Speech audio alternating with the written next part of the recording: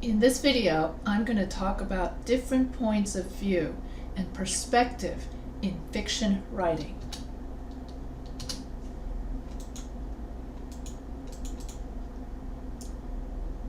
So, academic versus creative writing.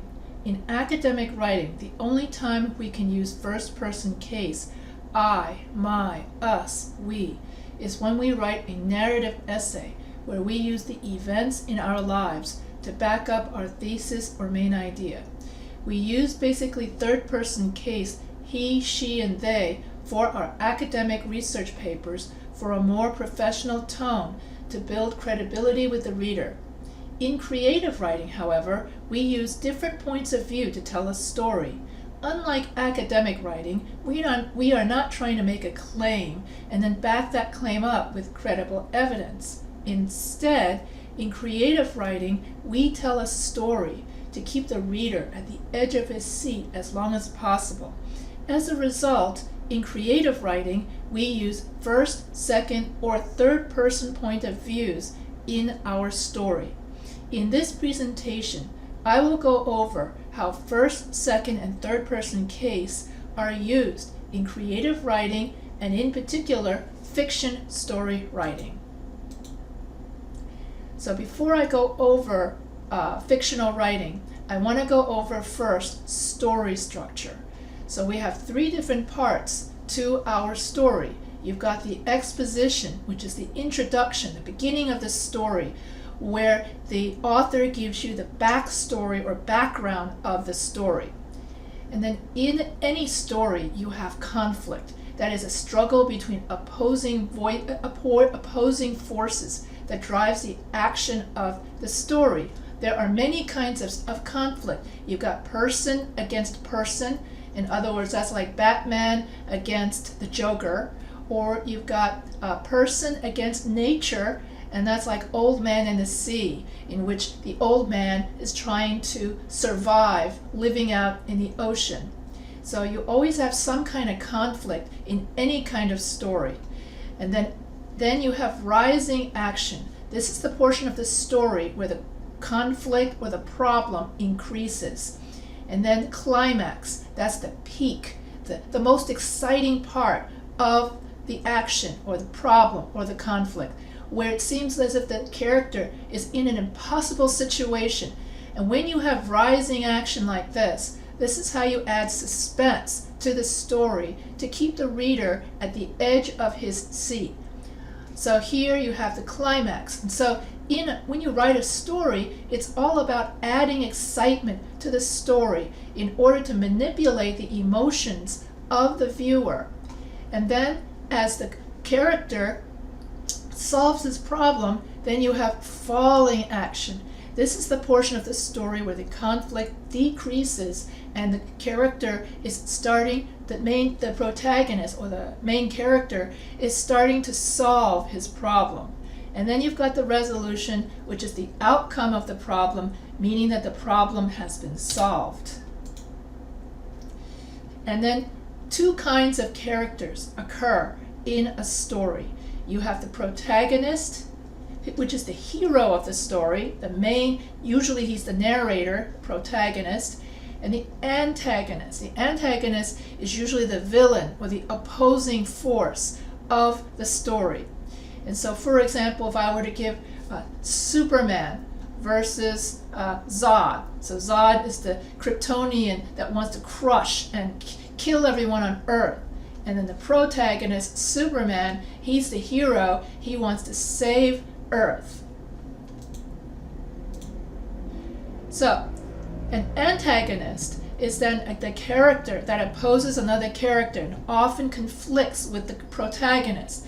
So if you're going to write a story, you have to create two different kinds of characters. You have to create a very good main character protagonist, and you have to create a very good character antagonist in order to have conflict in the story between the protagonist and the antagonist. And it's when the conflict has rising action, it goes all the way up to the climax, and that's what adds tension to the story and makes the story interesting.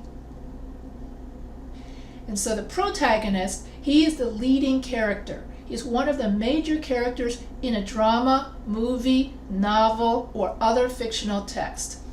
He is the central character in the story, and usually he is the positive character, and usually he is the one that has the problem that needs to be solved.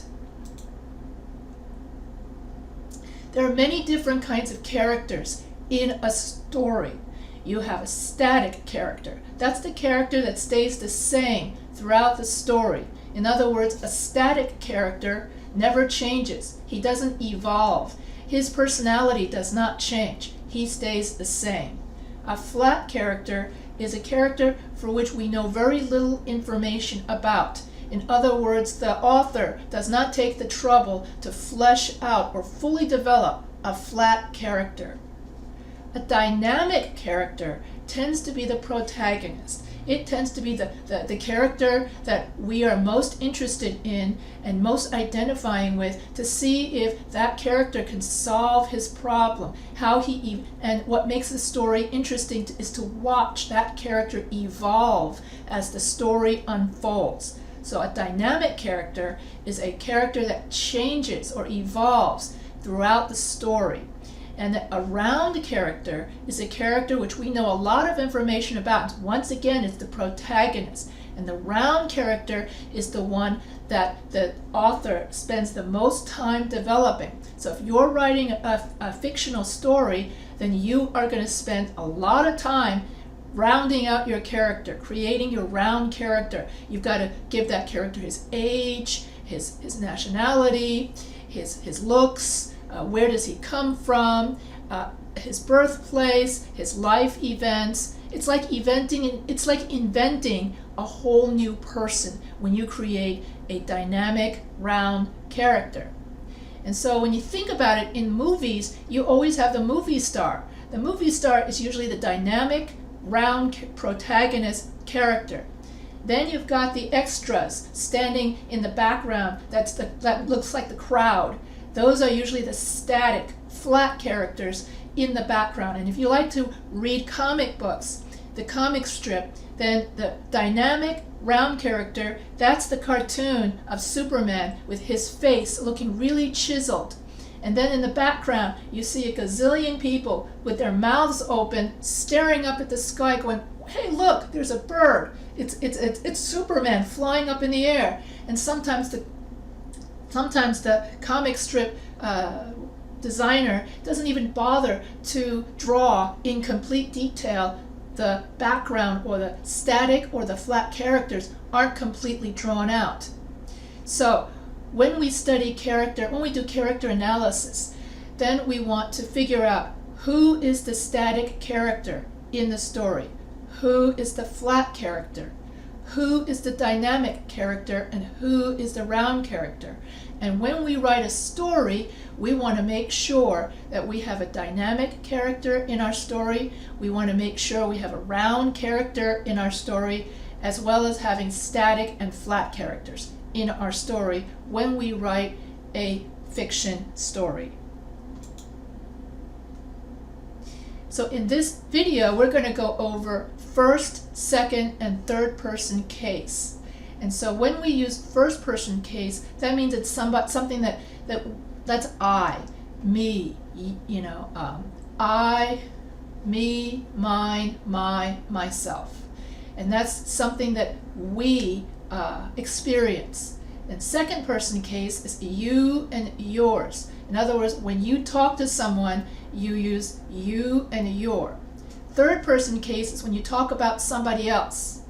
And so so in this presentation, I'm going to go over first person case, second person case, third person case, and how these different cases are used to write fictional stories. And so character analysis. Readers can use a lot of information. You can tell a lot about your character by the character's actions, by their dialogue, by their feelings, and by their thoughts.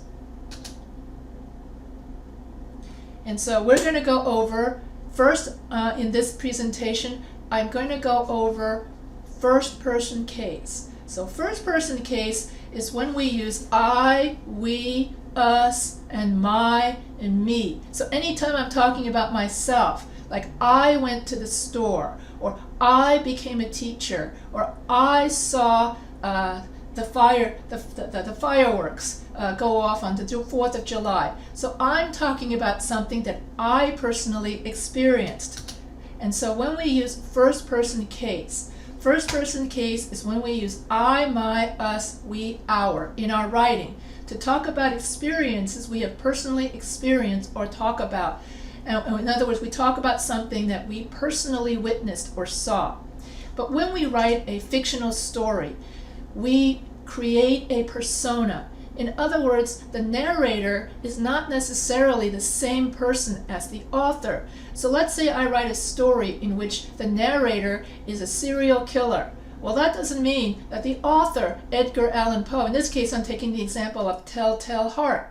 And so in the story Telltale Heart, the narrator is a unreliable first-person case narrator who is a killer. Well, that doesn't mean that Edgar Allan Poe was a killer. So you have to separate the author from the first-person case narrator.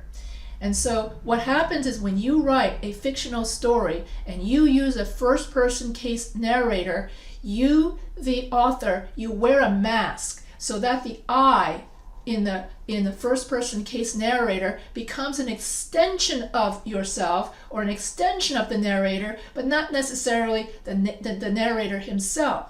So that way, the first-person case narrator in the story can have a different name, different job, or even a different religion. So let's say my name is Jane Smith, then my first-person case narrator could be Janet Smith or something like that.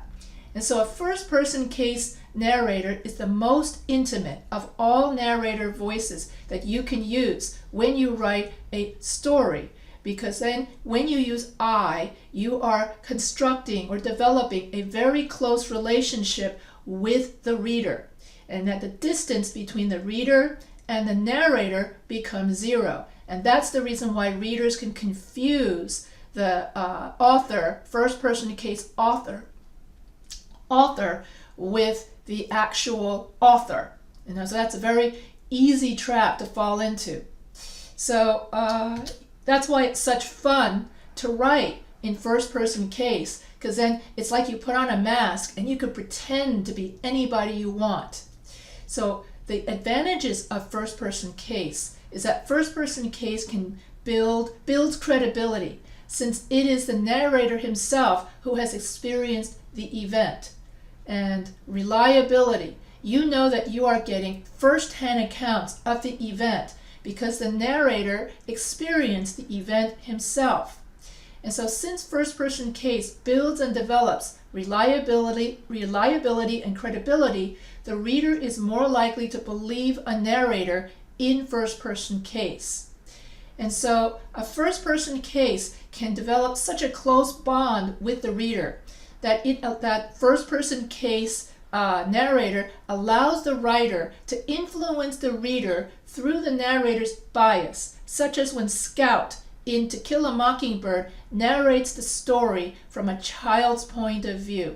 And so when the narrator's voice is in the child's point of view, then you, the reader, get taken back into time and you become a child too, alongside the narrator as you experience the adventures of Scout in To Kill a Mockingbird, and then you experience childhood together.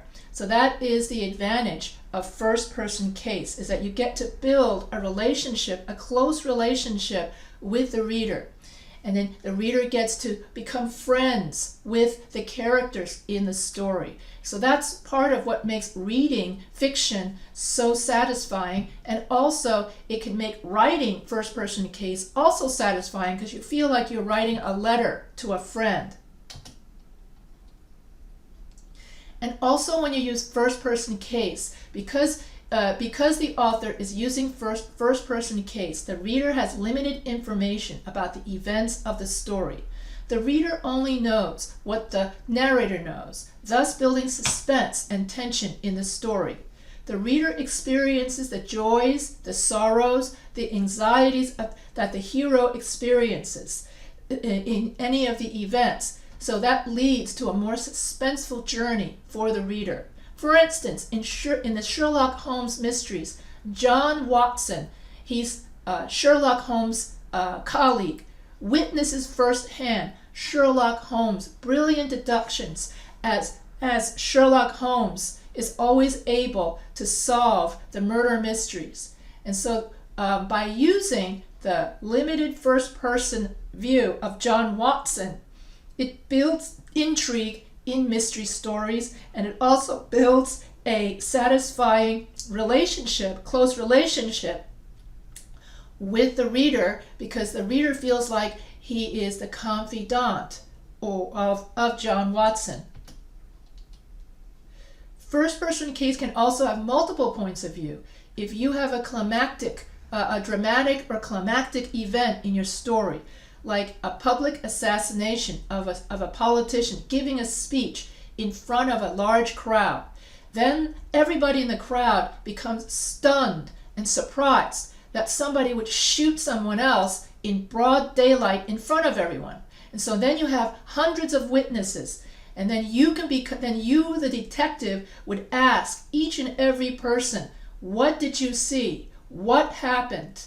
And there was a movie about that as well, in which not only did he interview all the first-person case, each eyewitness, but he also took all their cell phones in order to see from multiple points of view what happened and who could have pulled the trigger. And so one of the advantages of using first-person case, multiple points of view, is that you can get a variety of voices. You can get a diverse point of view to be heard in your story. For instance, you could have Jane who said, oh, I saw him do this, this, and this. And then another guy goes, no, and I saw this, this, and this. And each person, because they're all standing in slightly different areas, can tell the detective, what happened. And each person would have their own version of what happened in the story. So that is an example of first-person case, multiple points of view. Then you've got the first-person case collective we. And so, for example, first-person case collective we is the we of society, reflecting how society as a community feel about a particular topic. And so in The Lottery by Shirley Jackson, the we is used to reflect the narrow-minded small-town thinking about why each year they have to draw a lottery in order to figure out who to kill once a year in order to have good crops. And so I think, and I'm paraphrasing, one of the oldest characters said, we believe in the lottery and we believe in killing a person each year. It would enable us to have good crops. And so one of the themes of the lottery is the idea that people follow outdated traditions even if they no longer know why they're doing it. And so Shirley Jackson was trying to tell people about how small towns have too many outdated traditions, and small town people, the collective we, need to broaden their horizons, or something like that. And this was written around 1945. And at that time when Shirley Jackson wrote The Lottery, people who lived in small towns were so insulted. How dare you insult? How dare you, Shirley Jackson, that you insult us by saying that all small town people are narrow-minded. But now, today, even in small towns, The Lottery by Shirley Jackson is now considered a classic. So you can use first-person case we. Another most fascinating way of using first-person case I is when you have the unreliable first-person case. Now, I just got finished telling you that the first-person case is a reliable case because you're getting, the event from the horse's mouth. Well, that's if the person is sane. But if you have a person that's crazy or delusional or mentally unstable, then you end up with an unreliable first-person case narrator. So just like when you have a normal person, narrator, first person case narrator who's reliable, and then that person can then have a close relationship with the reader, the unreliable first person case narrator is fascinating, because then you get to explore the inside thoughts of a crazy person, of a mentally unstable person, or a person that has memory gaps. And so a great example of the unreliable first-person case is in The Telltale Heart by Edgar Allan Poe. And in this story, the narrator keeps telling the reader, oh, but I'm not crazy. The only reason why I want to kill the old man is because that old man has an ugly-looking vulture eye. Yet, the irony is, the more the narrator tries to convince the reader that he's not crazy, the more the reader is convinced that this narrator is out of his mind. Because by the end of the story, the narrator confesses to the murder, to the police, of this old man, and then he says that he can hear the dead man's heart in his head. And that's, as soon as you hear that, then you know that in The Telltale Heart, you're watching the evolution. So when you use unreliable first-person case, you see the evolution of the main character, the protagonist, is starting to lose his mind. And so it's fascinating to explore what it's like to be inside the mind of someone who's losing their mind. Or you can have someone who has memory gaps and can't remember what it is, and so therefore you end up with a very choppy narrative, and then the suspense is in the very limited information. He's like someone who's trying to remember a traumatic event from childhood, and the entire movie is about this protagonist trying to remember bits and pieces of his childhood trauma so that he can heal from it. And so that also adds to the tension and suspense of the story because of the limited amount of information. And so there are different types of unreliable first-person case. And so not all unreliable narrators are created equally. And there are numerous reasons why a narrator might be considered unreliable. And so here you have the madman. Okay, so that's the case of The Telltale Heart. Naive.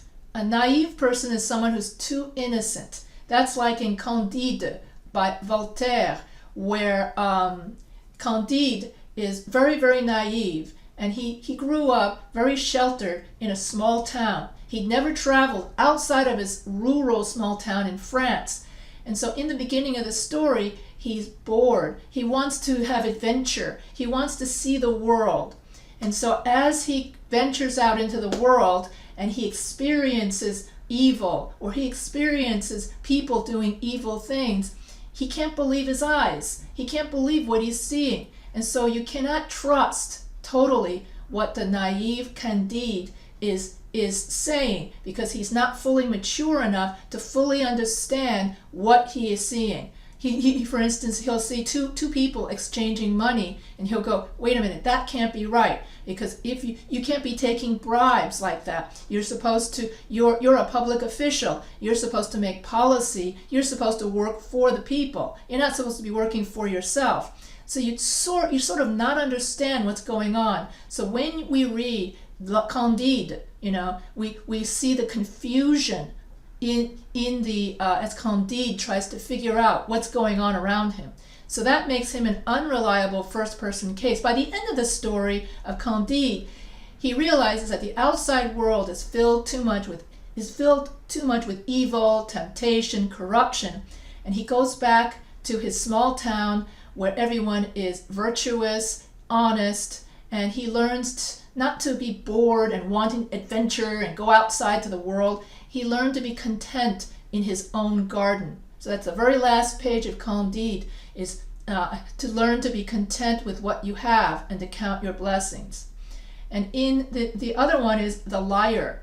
The liar would be somebody who reality and, in other words, truth and fiction combined together, and he can't tell the difference between truth and fiction. And so you can't trust what this narrator says. So in a way, the unreliable narrator in Telltale Heart is a little bit of a liar, because he keeps lying to himself that he's not crazy. So therefore he's lying to us that he's not crazy when actually he is. And then you've got the clown. I'm not quite sure what a picaro is. I'm going to have to look that up. But the clown, someone who makes fun of everything, someone who doesn't take anything seriously, and therefore you can't trust his narrative. So you can also use unreliable first-person case to create the narrative similar to stream of consciousness, where you experience the confusion, the madness of inside the head of a crazy person. Okay, now we're going to talk about second person case. Second person case is when we use you and your in a fictional piece of work. Now in nonfiction, we use you and your in business writing, technical writing, in recipes. Whenever we want to teach someone how to do something, so you would say, for example, in a food recipe, first you have two pieces of bread. Then you put butter on one piece of bread. Then you put peanut butter on the other piece of bread. You put the two pieces of bread together and you have a peanut butter and jelly sandwich. So when you're directly talking to the reader how to do something, or how to feel, or how to whatever it is, that's second person case.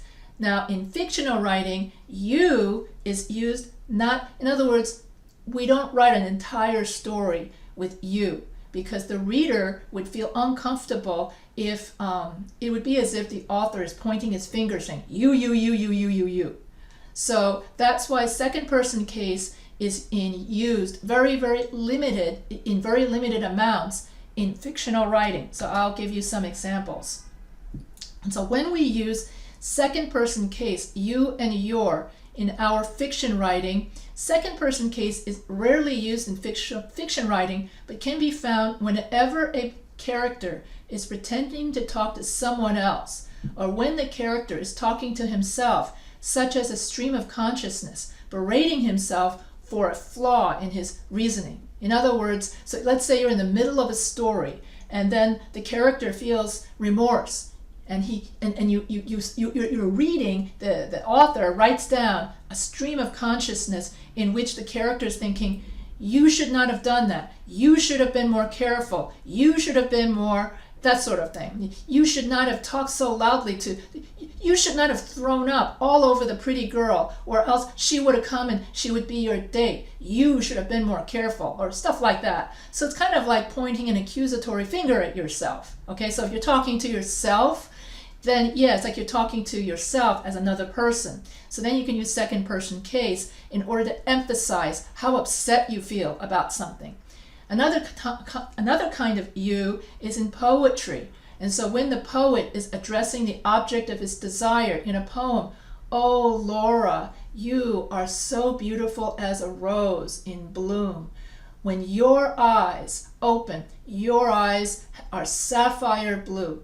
You are the moon, or you are my sun, you are my universe, or something like that. So when you're in poetry, such as writing a love poem, or if you're writing a love letter to someone, then you can use second person case, which is used frequently in poetry and love letters. And second person case is also used when you are teaching the reader how to do something, such as the you found in cookbooks, travel writing, technical manuals, newspaper articles, and other teaching materials. And so those instances are instances of nonfiction. But that's how second person case is also. So second person case is used more in nonfiction than it is used in fiction. And it's used more in poetry than it is in prose. And so here are the other main uses of second person case in fiction writing. The narrator is addressing the reader. So here you would say, you, kind reader, are so kind to read my story. You will then understand why, by the very end of this story, why I ended up here in this restaurant wanting to fire this worker. Okay, and here's my story. And so in that short little interlude in fiction, you could have the narrator addressing the reader briefly, telling the reader why and what and where, and that sort of thing. The narrator is addressing themselves, or sometimes the narrator in dialogue is addressing another character. So here you have character A saying, it's your fault, and the other character says, no, it's your fault. Of course, that's usually very funny, but so when the narrator is addressing the reader, or addressing themselves, or addressing another character. But we rarely use second person case in order to tell an entire fictional story. It's used in small little bits and pieces here and there in fictional writing. The advantages of using second person case is that in a second person case narrative, the writer casts the reader as the main character. The reader is placed at the very center of the story, which makes for an intense and immersive reader experience. This point of view can also be used to reinforce the key themes and ideas of the story. Perhaps the narrator wants to distance themselves from their story because the topic is difficult to think or talk about. Or perhaps self-talk is central to your narrator's identity. Second-person case is also exciting for a writer, and it is an original and intriguing format for a reader. But avoid using too much second-person case, because if you use too much you can make the reader feel uncomfortable, and no reader wants to be told how to feel, how to act. But in short spurts, second-person case can placing the reader at the very center of the story makes the reader feel closer, as if he or she is in the story itself, making reading the book much more immersive and fun. The disadvantages of second-person case is not something that writers or readers are used to. It's rare to come across fiction written in second-person case. And honestly, writers don't tend to consider it as one of their narrative formats available to them. Readers don't always like it. They may feel uncomfortable or alienated from events when being told by a narrator that they have acted or spoken in ways that feel far removed from their own life experiences. So because readers don't tend to like second-person point of view narratives, it's much harder to convince an agent or publisher that your story has commercial potential. So that's why very few stories are written, fictional stories are written in second-person case. But second-person case is great for if you're writing poetry. So now we're going to be doing third-person case. Okay, sorry, I went too fast. So now we're going to be doing third-person case. We're done with first-person case, in which we talked about I and we, and we finished with second-person case, in which we're talking about you. Now we're going to talk about third-person case. When we talk about third-person case, that's when we're talking about he, she, it, or they. And when we use third-person case, we're talking about somebody else. We're talking about a third person. And we're talking about, when we use third-person case in the real world, that's when a reporter is reporting on an event. When you're trying to talk about your friend. So instead of saying, I went to the store, that would be first-person case. Oh no, you went to the store too? So you're talking to someone, that's second-person case. And then third-person case would be, Susan went to the store. Susan went to the store with her husband. Well, actually, it wasn't her husband, it was her boyfriend.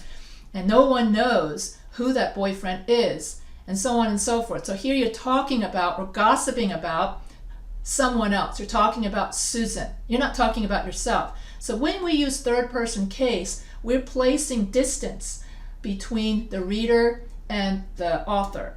And so whenever you want to write a story where you want to place distance between yourself and between the reader, the author and the reader, then you would use third person case. Also, the fun part about writing in third person case is you get to know everything. And when you write in third person case, you're writing about the character's thoughts, your world building. In other words, you build the entire world in which that person lives in. And as a third person narrator, you get to decide when that character lives, what that character thinks, and so on. It's such fun. For me, it's such fun to use third person case because then you feel like you're omnipotent, like you're God or something. And you're creating this story. You have the power to crush that character, hopes and dreams, or make that character live happily ever after because you're the one telling the character what to do.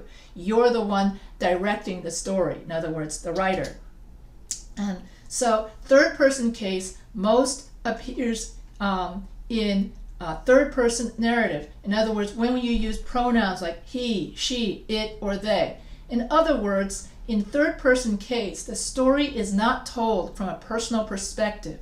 A third person narrative contrasts. So while a first person narrative is very, very personal, where you're talking about yourself and you form this intimate bond with the reader, in the third person case, it's very objective. And so it's told with a lot of distance. And so for the reader, it's fun to just know everything about everybody. And you feel this feeling of power because you know something that the characters in the story do not, making the characters look stupid and making the reader feel smart. So as the reader, you feel like you're in power. You feel like you're in charge. So that's a good feeling. And as the writer, you feel like you're building that person's world.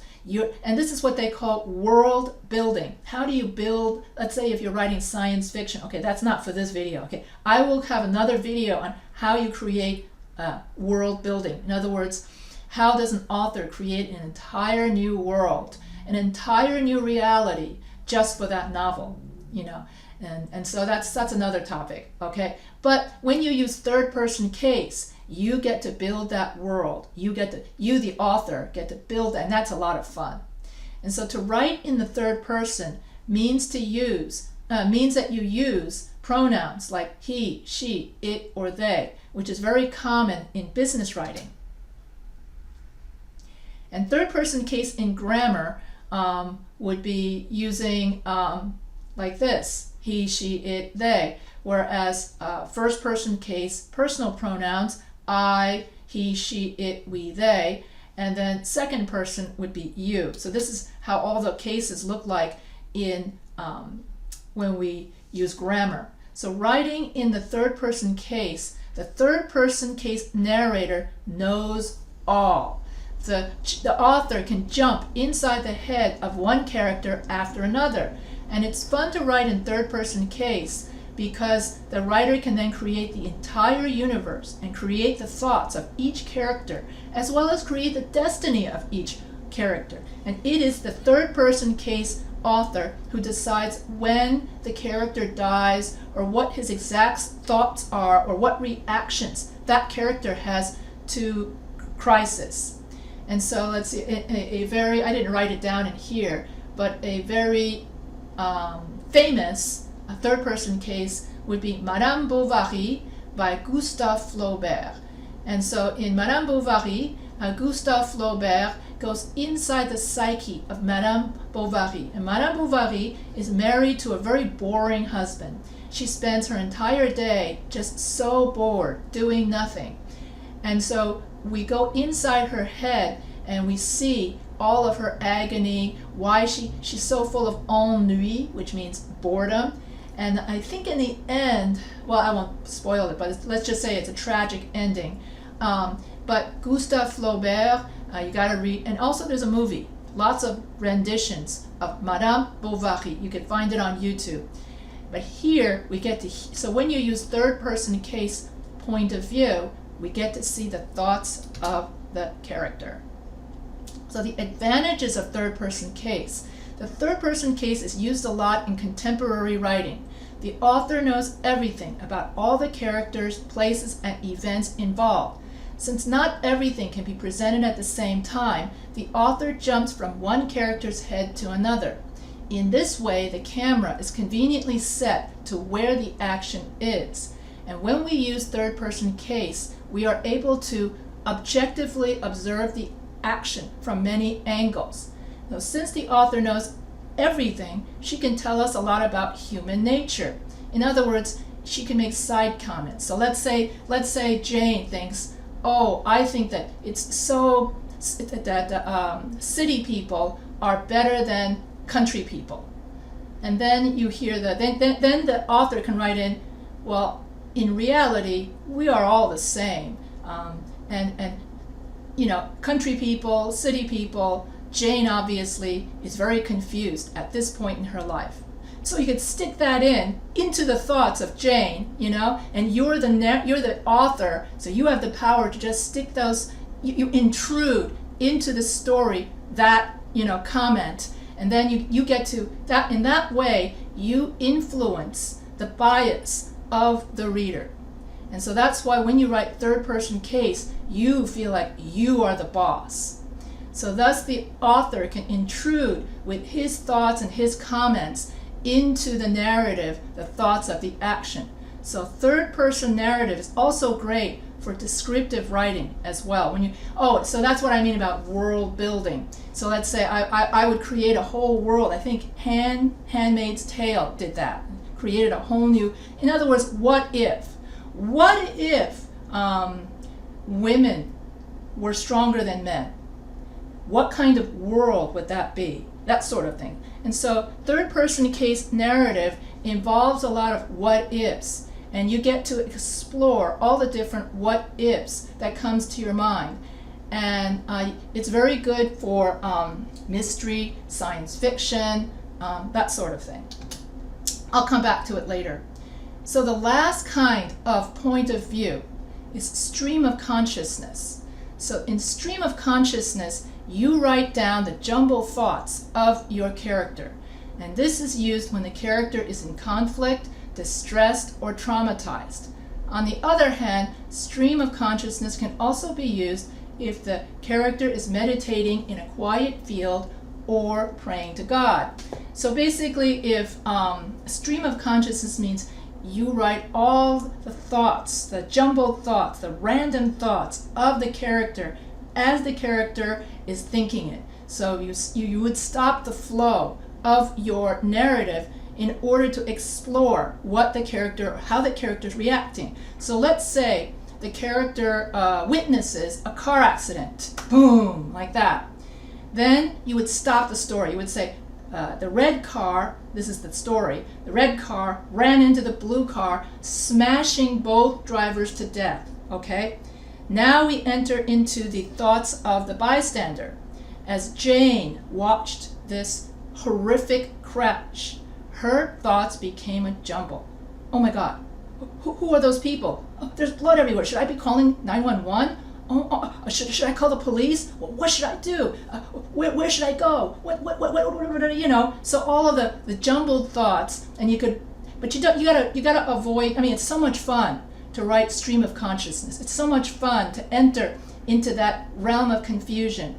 But when you're the fiction writer, you've got to avoid the temptation of filling no more than one page or half a page, because the reader is impatient and wants to know what's going to happen next. Okay, so the red car went into the blue car.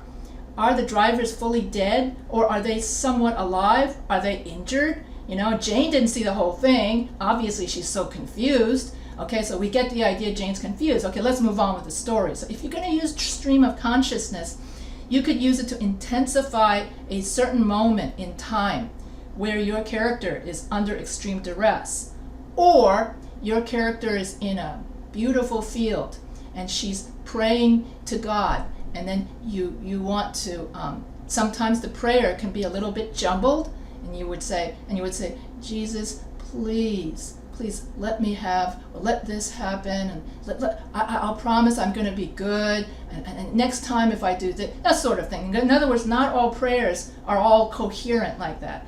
So when you use stream of consciousness, it gives a more authentic feel to your fictional story, makes it feel more real because the reader can identify with stream of consciousness because everybody has felt confused. So if you're the fictional writer, you can use stream of consciousness as another point of view for your writing. I'm getting pretty much to the end of this video on perspectives in fiction writing. Now we get to the fun part. The fun part is, now that we know about the different perspectives, first person, second person, third person, how can we use these perspectives in writing fictional stories or understanding fictional stories? And so here are some writing prompts for your reader response journal. You can write about a robbery where a thief steals a fake diamond necklace from a department store. And so you write about the robbery from the first person case. So open up your journal, your writing idea journal, and then here you can write a short story about the robbery from the point of view of an eyewitness. So you could say, oh my God, I was at the store today and I saw a thief steal a necklace. Then I was interviewed by Detective Brown. I was taken to the police station and I was so excited. I told the police person this. Okay, so that's first person case point of view. Then write another short story from the thief's point of view. The thief's point of view, so let's say the thief gets arrested. Okay, so the thief gets arrested, and then as a thief, you would write the thief from the thief's point of view. The thief went to the store, and then you would write it from unreliable narrator, in which the thief would say, even though all the cameras, has his face, he'll deny it. He goes, oh, I was never there. After all, I'm not crazy. I was never. I don't remember being at the department store today. Was I at the department store today? Oh yeah, Or the thief lies. So then you could write an unreliable narrator is a hard one to do, and it takes a lot of practice to write unreliable narrator. Okay, and so that's kind of hard. Or you can also write about this story from a third person point of view. In other words, you're the know-it-all, omnipotent, omniscient, third person case narrator. And that's like a reporter, okay, in which you're just reporting the facts. You would say, a thief came to the store today, he stole a fake diamond necklace worth however much money. The thief thought that he stole a very precious jewel when actually it was just a fake worth no more than $5 or $10 or something like that. So that's third person case. That's from the point of view of a reporter. All right, now another one. Write about a childhood memory. Write this memory using a child's point of view. Okay, so here you would say, for example, and I'll use the same, childhood memory. Okay, childhood memory from a child's point of view. All right, it was a hot day. I was playing with my friends. I had nothing to do, and I felt so bored. Then I and my friends noticed that my father had left these paint buckets wide open because my father was painting the walls of the house. And I guess my father had gone off to lunch, and he left the paint and everything open. And I decided, well, all I know about painting is finger painting. And so I said to my friend, hey, why don't we paint the house for Daddy? And when Daddy comes back from lunch, he'll be so proud of us that we helped him paint the house. And then one kid will say, what do you want to paint? Oh, I know, look, the couch, the black leather couch it's so boring looking with just black. Let's put some yellow paint all over the Corinthian leather couch. Yeah, let's do that, says one kid. And so I put my feet and my hands into the yellow paint, and I and my friends walked all over my parents' brand new black leather sofa. And then when we were done with our running around on the sofa, we said to ourselves, man, that looks like a great piece of art. All that yellow paint all over Daddy's carpet, all over Daddy's new sofa. That looks so cool, so abstract, like my aunt makes those abstract paintings and stuff where she splashes the paint everywhere. And we smiled. Okay, now write this childhood memory using an adult voice. As I came home from my lunch, this would be from my father's point of view. As I came home from lunch, I mistakenly left the paint open, so I hope the paint didn't all dry up. As I walked into the living room with my brand new, couch, black couch, Corinthian, oh my God, how did all that paint get all over my new couch? My wife is going to be all beside herself because she's inviting her guests over to sit on those couches tonight to impress her boss. Oh my God, and it was my fault that I left the paint open, and those kids, who did that? Did the kids go get into the paint? And then you would call the kids, Jane, Rhonda, you come down from over there. Did you do this?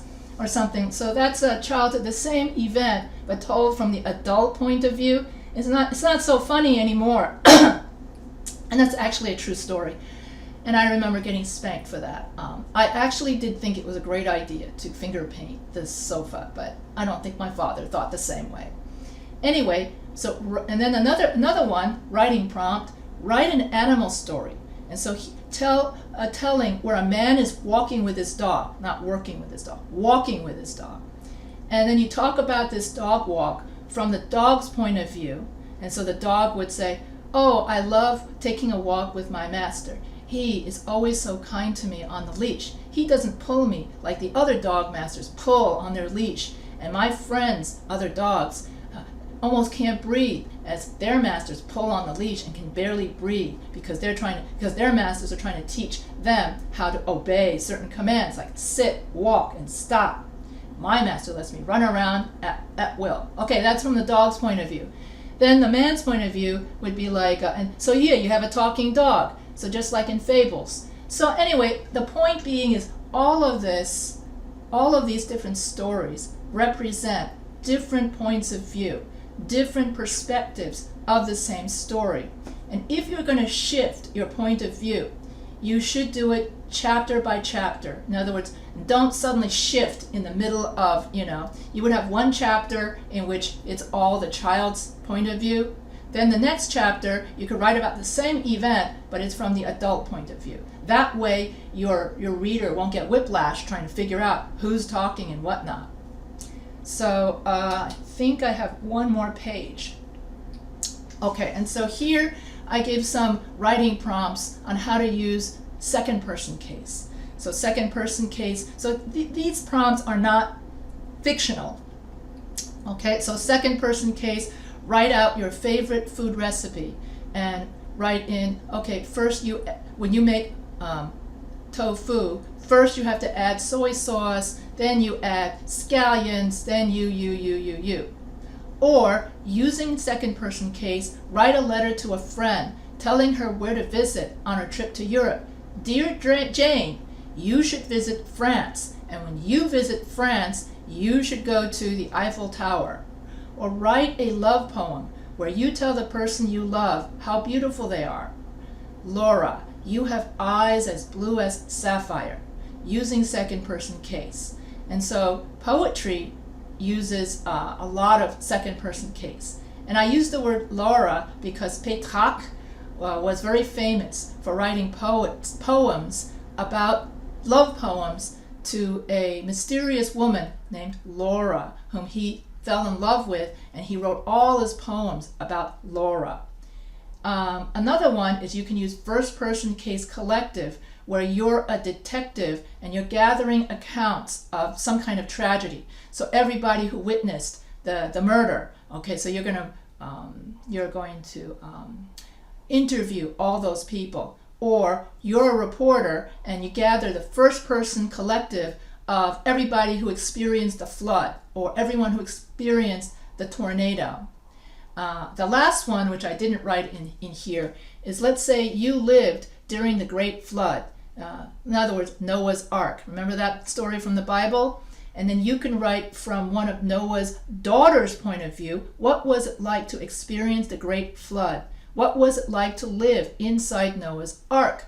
And so you would say, my name is, one of Noah's kids, and I experienced the Great Flood when my father Noah built the Great Ark, and it took hundreds of years for him to build the Ark. Blah, blah, blah, blah, blah. So that's another, fun. So all of these writing prompts focus on perspective. And so everything that we write is about perspective, not everything, but perspective heavily influences how we tell the story and how we see the story. So I hope that you got a lot of story ideas out of this video. And if you have any questions, you can always feel free to email me.